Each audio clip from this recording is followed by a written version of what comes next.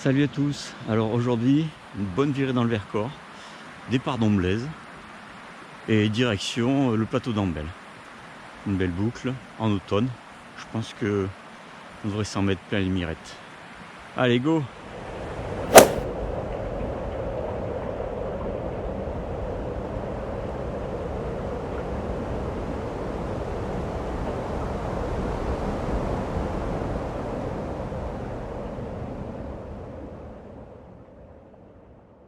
Bon allez, comme je suis sympa, avant de monter sur mon vélo, je vais d'abord vous faire profiter des petites pépites locales. Quand on arrive à Amblaise, avant de rentrer dans les gorges, ce qu'on voit en premier, c'est un beau morceau de falaise de 170 mètres de haut, au pied duquel se blottit le petit hameau d'Ansage, avec sa sympathique petite chapelle en pierre de tuf, qui vaut un petit coup d'œil quand même. Amblaise, c'est aussi de l'eau qui ruisselle dans tous les coins, avec notamment la Gervanne, qui a réussi à tailler des gorges vraiment fraîches l'été, et continue sa course jusqu'à la cascade de la Noise, avec une chute de plus de 70 mètres de hauteur. Mamma mia.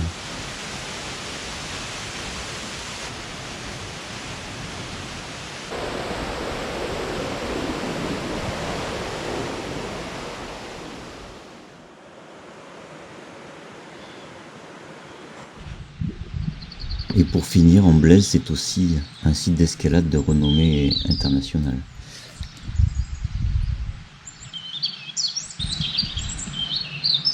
Je suis en train de prendre de la hauteur par rapport aux gorges d'Amblaise et je peux vous dire que la différence de température est surprenante.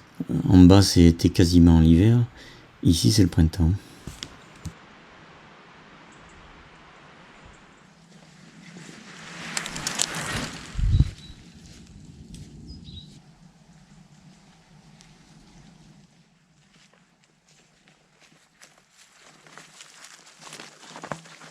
Si vous passez quelques jours dans le coin, surtout n'hésitez pas à aller visiter le petit canyon des Gueulards. En fait, c'est une curiosité géologique qu'on ne s'attend pas à voir ici et qui est bien planquée au fond de cette forêt de hêtres en contrebas.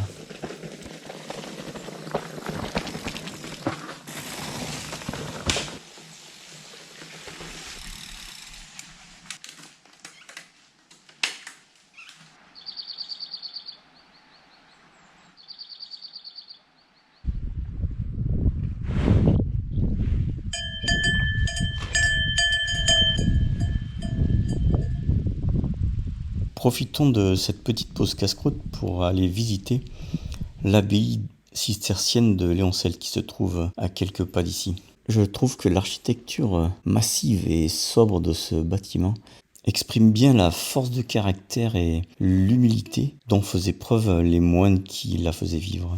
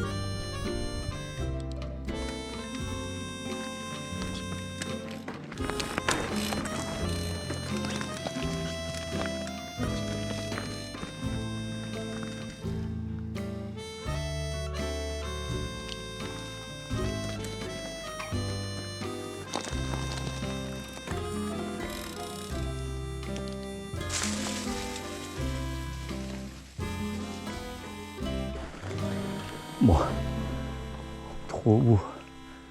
Ouf.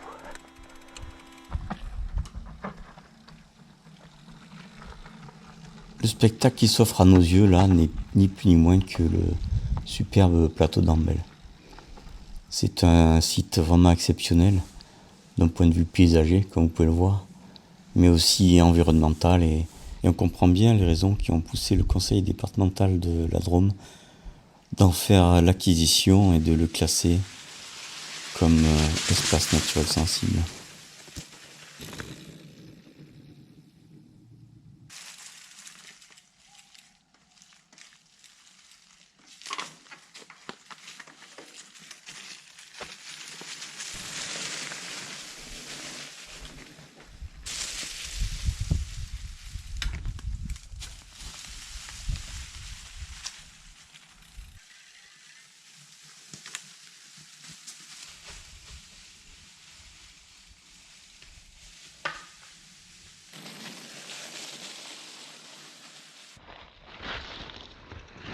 Contrairement à Amblaise, les sources sur ce plateau karstique sont plutôt rares. C'est d'ailleurs un endroit très riche en activités humaines, depuis la préhistoire jusqu'à nos jours, en passant par les moines cisterciens, dont je vous parlais tout à l'heure, avec le pastoralisme et la sylviculture, entre autres, et la résistance de 39-45 sur la ferme d'Ambel.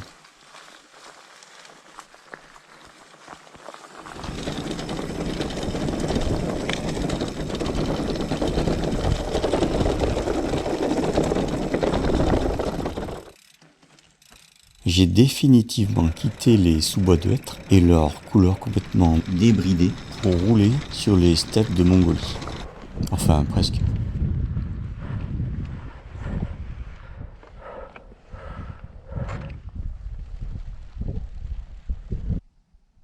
Si vous faites ce parcours en été, vous croiserez sûrement un troupeau d'ovins accompagné de quelques chiens de protection. À ce moment-là, je vous conseille de poser pied à terre et de contourner le troupeau à bonne distance. Si vous croisez un chien qui fait un peu de zèle, interposez le vélo entre vous et le chien et continuez tranquillement en vous éloignant du troupeau.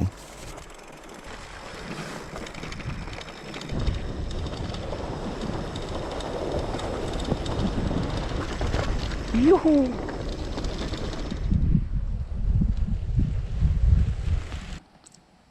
Bon bah ça y est, j'arrive au point culminant de ma rando, la tête de la Dame. 1506 mètres exactement.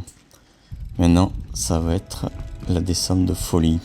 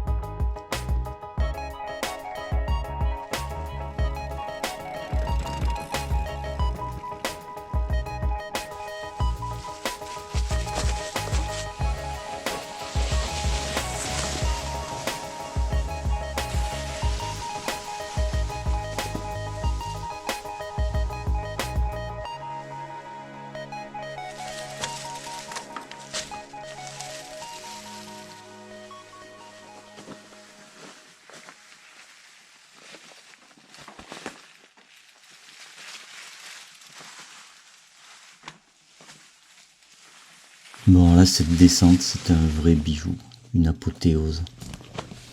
Avec quasiment 1000 mètres de dénivelé depuis la tête de la dame, c'est un régal.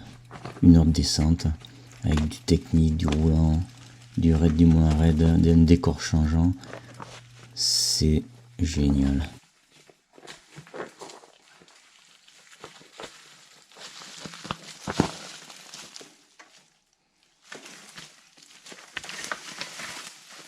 Ça c'est une partie assez raide, avec des rochers toujours bien humides et glissants. Et j'avoue que j'ai assez de mal à maîtriser ma trajectoire, avec les roues qui zippent un peu dans tous les sens.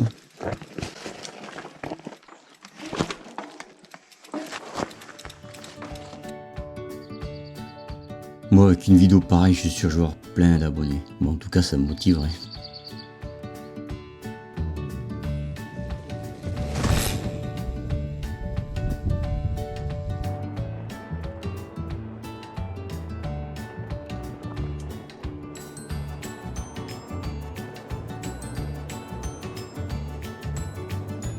Bon ben, il était temps, juste avant la nuit, impeccable.